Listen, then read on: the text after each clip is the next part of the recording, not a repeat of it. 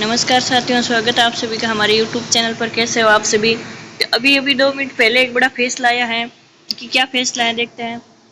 कि सभी किसानों को पूरा कर्जा और उसमें 15 बैंक शामिल हैं। तो देखते हैं कौन कौन से बैंक शामिल हैं और किन किन किसानों का कर्जा माफ़ हुआ है। आगे लिस्ट में देखते हैं कि KCC किसान माफ़ी लिस्ट। भारत एक कृषि प्रधान देश है, या कृषि करने वाले लोगों को काफ़ी महत्व देते हैं। ऐसे भारत में कृषि की अर्थव्यवस्था देखा जाता है एक तरह से काफ़ी कम देखते हैं। यहाँ की अर्थव्यवस्था एक बड़ा हिस्सा किसानों पर निर्भर करता है।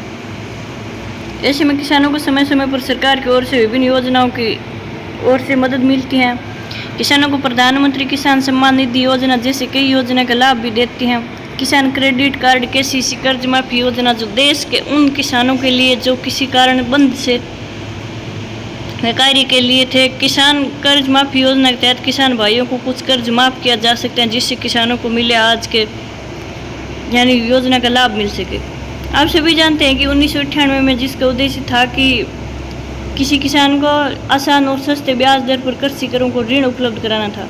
इसके माध्यम से किसान खाद, बीज, कीटनाशक जैसे डीजल, ट्रैक्टर से संबंधित जरूरतमंद चीज़ों को खरीद पाते थे और अपनी खेती आसानी से कर पाते थे। तो उसका ब्याज 3% या 7% की ब्याज से मिलते थे।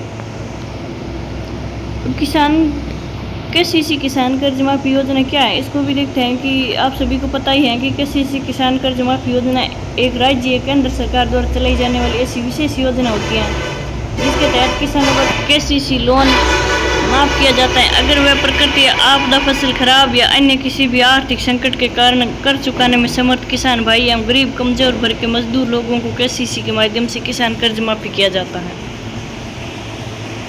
अब देखते हैं इसकी पात्रता क्या है किसानों के कर्ज माफ की। तो लोगों के मन में यह सवाल उठता है कि हमेशा कि आखिरकार किन किन किसान भाइयों का कर्ज माफ किया गया।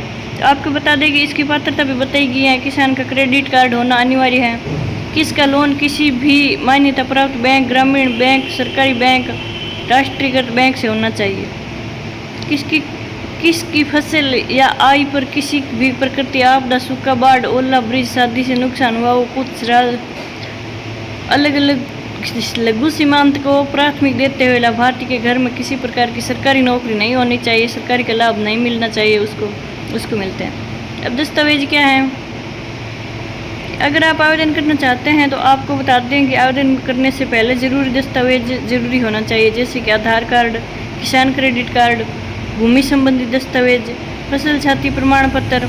उसी रात में लागू हो तब बैंक पासबुक आवेदन फॉर्म भरकर संबंधित अधिकारियों से जमा करा दें। धन्यवाद।